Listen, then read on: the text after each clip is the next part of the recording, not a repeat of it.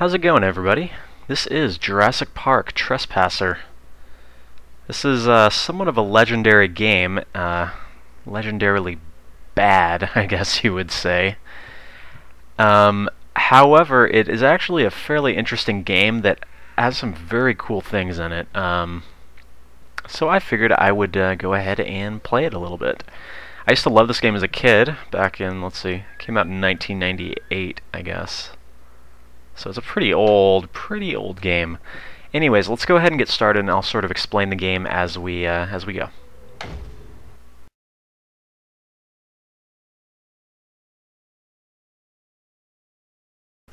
Okay, so here we are. Welcome to Trespasser. Thank you, game.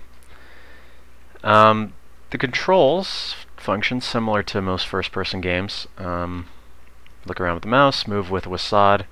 Actually, by default, S is walk forward and X is walk back, but I went ahead and changed that in the controls. Something that's a little bit awkward, Q is jump. It's a little strange, but whatever. Basically, what you have to understand about this game is that it was pretty revolutionary for its time, or it could have been. It was very, very ambitious, and essentially what happened to it is it went way over budget, and DreamWorks just said, you know what, release what you have, because we can't throw any more money into this. And it's unfortunate, because had this game been properly funded, it could have been something really, really special. There's still some really, really cool things about this game, actually, and hopefully I will sort of show those as I play through here. Now, the main thing that most people remember this game for, besides just being extraordinarily bad, is physics engine. To my knowledge, this is the first game that had a ragdoll and any sort of realistic physics engine. If you check out here, I hit this thing, it will actually fall.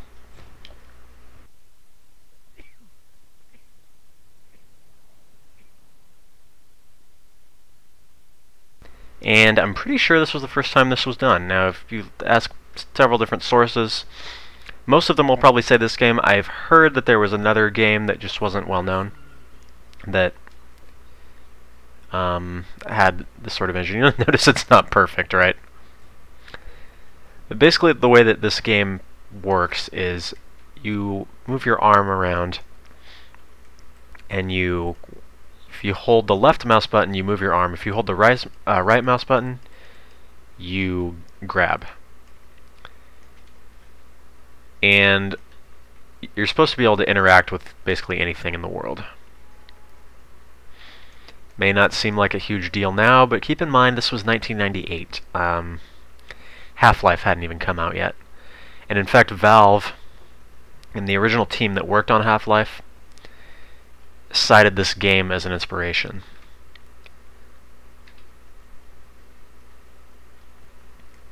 It's just really unfortunate that it went over budget and feels so unfinished in many aspects, and unpolished. More than unfinished, it feels unpolished, because the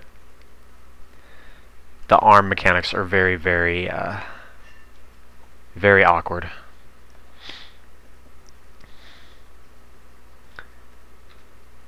We're not going to bother going over there and trying all that platforming. Platforming in first person is pretty bad anyway, usually, so I don't want to try it in this game. Anyways, there's no heads-up display, which actually is really cool because it adds to the atmosphere. This game has an amazing sense of atmosphere, actually. It gets very intense, and these moments like this where you're just sort of wandering through these open environments, although they are linear, they are pretty open, and later in the game you get some very open areas which are very cool. There's just this overwhelming sense of loneliness and sort of a dread later on too. When things start attacking you, you never know where guys are going to come from and such. Anyways, the closest thing you have to a heads-up display is this. Yes, I remember one time I was when I first got this game, I installed it, and my grandmother happened to be over. And I just started the game up, and I was like, let's see, oh, and she just looked at me. And I was little back then, so it was awkward. I was like, but that's not why I'm playing the game. Anyways, there are guns in this game, yes. Now, you have to handle these the same way as any other object in the game. So, hold the left mouse button, press the right mouse button to grab, then you hold the left mouse button and move to aim the gun, and you press space to fire.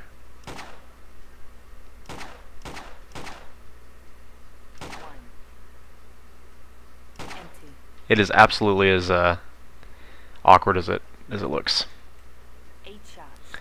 Now you can carry 2 guns at a time.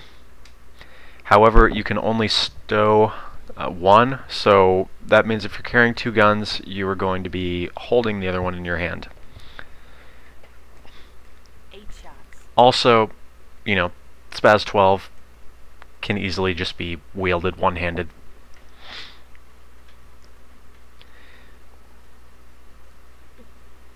So because you can't stow 2 weapons, there's going to be a lot of this. Open. Thank you. Maybe if there's a phone line or a radio.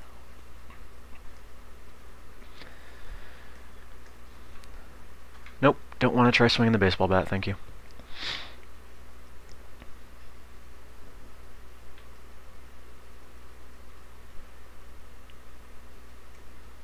Engine. Some kind of... Wait.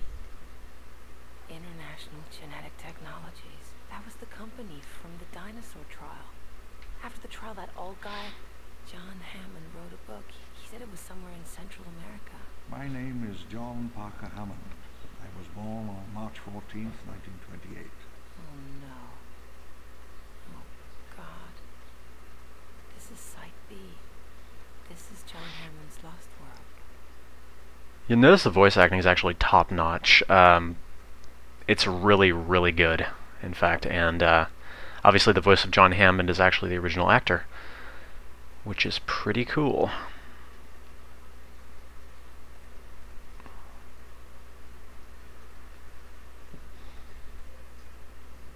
There must have been something in the memoir.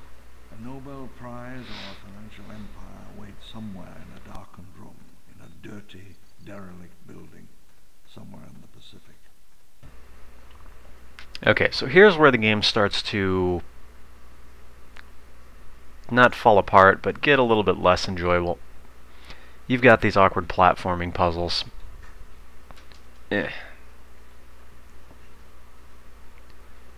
And for the most part, they more or less work. Let's get rid of that. There we go. Wow, that was really impressive. It actually made that. Oh man. He really did it. Brachiosaurus, oldest of our recreations by 50 million years. The only true Jurassic native. And just remember, for the time, this was actually pretty impressive. I guess originally they wanted to have the dinosaurs do a lot more. Again, they just went over budget, ran out of time, but they were going to have a whole complicated system of, you know, feeding and fleeing and just a bunch of programmed behaviors and stuff, and it was going to be something really special, but unfortunately, again, didn't pan out. Okay, so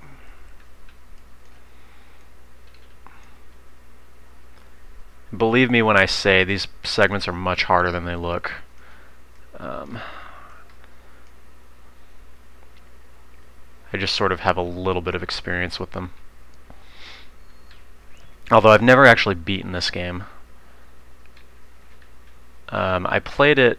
Did I already throw my gun? Yeah, I did. I played it a little bit recently just to see if it's something I would even be able to do for the YouTube audience, but I haven't really played it Hey, a Gladys. lot since, well, since like 1998, 99. Probably. I don't remember exactly when that was, but it was a long time ago. But I never did beat this game as a kid. I knew all along this was a stupid idea. I'm probably out drinking right now. And who? Like I said, the voice acting is really, really good. And you know, there are a lot of things about this game that are really, really good. It's just a shame that it went over budget. Pretty sure there's going to... Okay, here we go. So because ammo is so limited and aiming is next to impossible, it's usually a good idea to wait till they get a little bit close to you. So that's what that feels like. So you'll notice I just shot him and he's going to actually flee. This is a pretty cool behavior that they have. He's just sort of looking at me and he's going to decide if he wants to come back. And he does.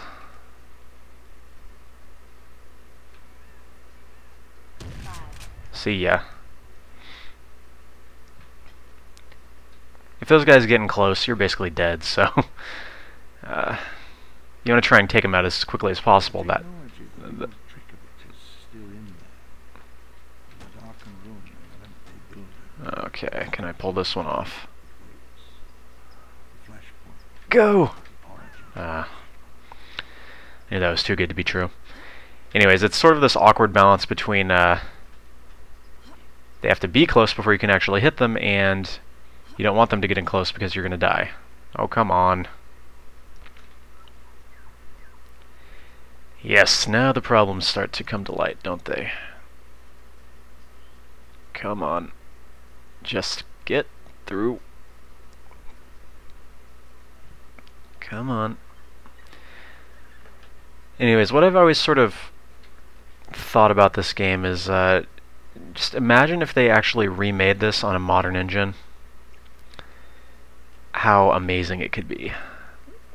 When I heard Jurassic Park the game was coming out, I was hoping it was going to be something along these lines, like a first-person adventure game or a first-person shooter. It would have been incredible, but we got QuickTime Event the game. Forest this wild or this unknown has not been seen by any human since the great hunters of the early Pliocene. Also, if you saw my my other Trespasser video that I released quite a while ago, you'll see that you can rotate your wrist. And I argued that this was actually the greatest game of all time, simply for this reason. Yes, we can go gangster.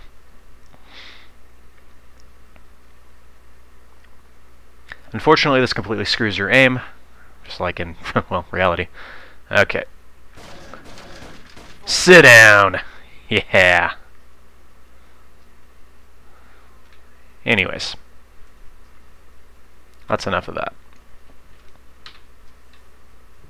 5 rounds left. Velocerat, the small theropod native to China and Mongolia. Pack hunter, quite vicious and quite intelligent. This was the place. This used to be just an urban myth. So if you do actually play this game, you will feel that sense of dread I was talking about. A lot of times the dinosaurs are hidden behind rocks and trees and stuff, and you never know when they're going to come out. So there is just this overwhelming sense of, oh dear, I'm going to die.